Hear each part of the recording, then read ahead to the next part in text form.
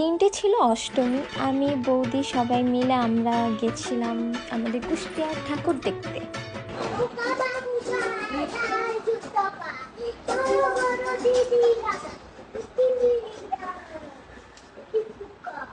তারপর গুড্ডু আমাদেরকে একটা গান শোনালো। তারপরে ঠাকুর দেখার উদ্দেশ্যে বাইরে বের হয়ে দেখি একটি মণ্ডপের সামনে এরকম একটা বাচ্চাদের রাইড। আমাদের আভিয়ান রাইডটাতে উঠে অনেক অনেক এনজয় করেছে। এরপরে চলে গেলাম আমাদের বচলুর মোড়ে, নবযুবক সংঘ বা সাহাবিথি যেটাই বলে ওই মন্দিরটাতে। ওখানে আমরা ঠাকুর দেখলাম। প্রথমে ঠাকুরটা অনেক সুন্দর হয়েছিল, ওদের ডেকোরেশন বরাবরই সুন্দর হয়, এবারকার প্যান্ডেলটা ভালো হয়েছিল। তারপরে পাশেই ছিল হরিবাসর মন্দির, তো হরিবাসর মন্দিরে আমরা গেলাম।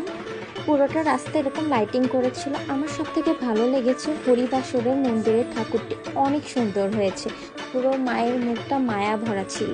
এরপরে গেলাম আমরা দত্তপাড়া মন্দিরে। এটা কিন্তু বাইরের ডেকোরেশন, মানে প্যান্ডেলের ডেকোরেশন। ভেতরে কিন্তু আরেকটা দুর্গা ঠাকুর আছে, একদম নতুন ধারায় প্যান্ডেলটা করেছে না, আমার তো অনেক ভালো লেগেছে। দত্তপাড়া মন্দির থেকে বের হয়ে মারোয়ারি মন্দির বা আড়ুয়াপাড়া মন্দিরে যাওয়ার রাস্তাটা কিন্তু পুরোটাই করেছিল এভাবে লাইটিং। এটা ছিল মারোয়ারি বা আড়ুয়াপাড়া মন্দিরের প্রতিমা আর ডেকোরেশন। এরপরে আমরা চলে গেলাম ফাল্গুনী সংঘতে। ফাল্গুনী সংঘ ঠাকুর কিন্তু বরাবরই সুন্দর হয়।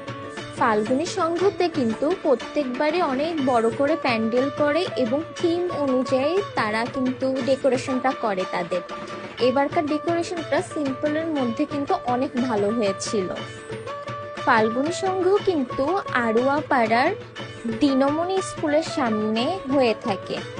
তারপরে কিন্তু পাশেই ছিল আইকা সংঘ, যেটা আড়ুয়াপাড়াতেই অবস্থিত। ওখানে আমরা গেলাম, ঠাকুর দেখলাম। সব কিন্তু আমাদের ঠাকুরগুলো পাশাপাশিই ছিল।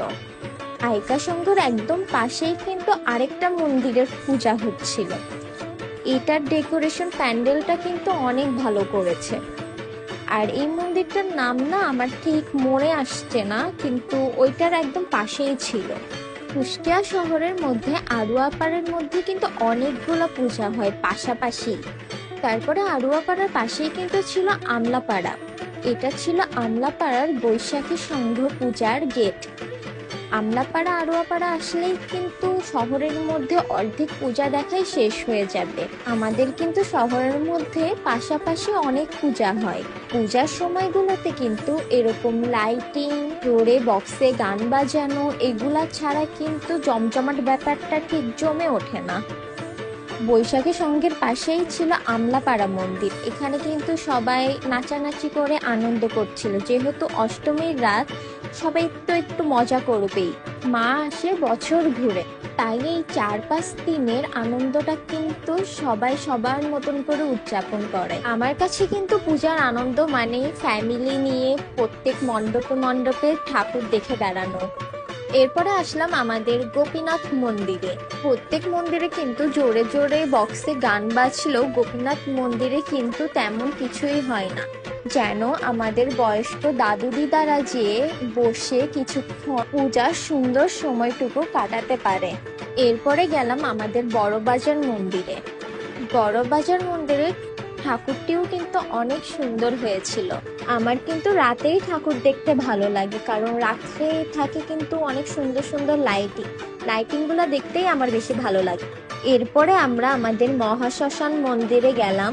মহাশ্মশান মন্দিরেও কিন্তু তেমন জোরে জোরে গান বাজে না, এর জন্য কিন্তু অনেকেই ওখানে যায় সুন্দর একটা পূজার সময় কাটাতে।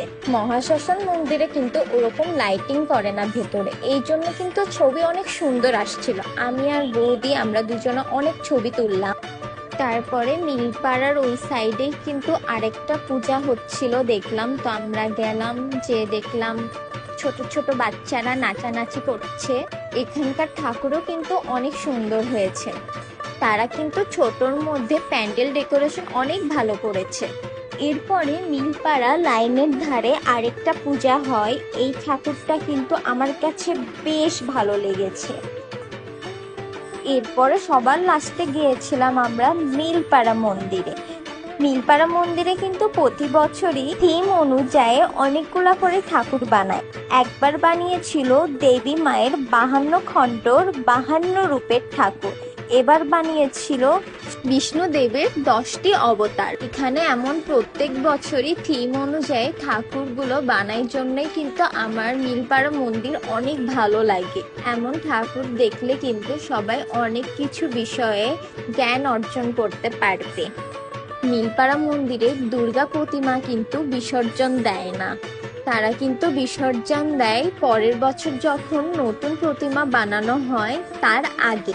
এরপর গুড্ডু সোনা একটু দুষ্টামি করছিল, সে তো এখানে বড় খোলা মাঠ পেয়ে অনেক খুশি, তার আনন্দটাই যেন অন্যরকম। মা যেমন আমাদের মাঝে প্রতিবার আসেন নতুন সাজে, সেরকম কিন্তু আমরা নিজেদেরকেও নতুন সাজে রাঙিয়ে তুলি প্রত্যেক বছর। অনেকগুলা ঠাকুর কিন্তু আমরা মিস করে গিয়েছিলাম। এই ছিল আমার ফ্যামিলির সাথে অষ্টমীর রাতের আনন্দ এবং কুষ্টিয়ার ঠাকুর দেখা।